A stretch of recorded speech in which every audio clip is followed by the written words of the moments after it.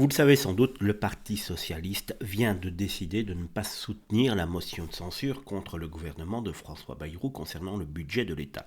Cette décision a été prise lors d'un bureau national où 59 membres ont voté contre la censure et 4 en faveur. Le PS justifie ce choix par un esprit de responsabilité et d'intérêt du pays, affirmant avoir obtenu des concessions du gouvernement telles que la réindexation des retraites sur l'inflation et la suppression de 4000 postes d'enseignants.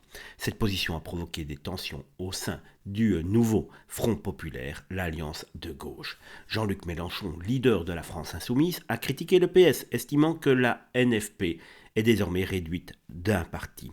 Il a également rappelé que le refus du recours à l'article 49.3 était une ligne rouge pour le PS.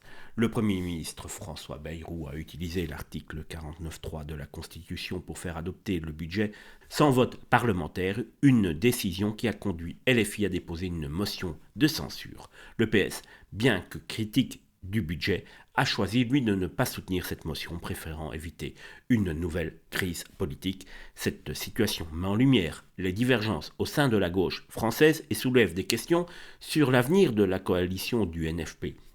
Une coalition dont on se pose toujours les véritables questions, car dès le départ, on savait bien qu'il y avait tellement de divergences de vues entre les partis qui ont fait cette coalition qu'on se demande véritablement qui pouvait véritablement croire que cela allait marcher.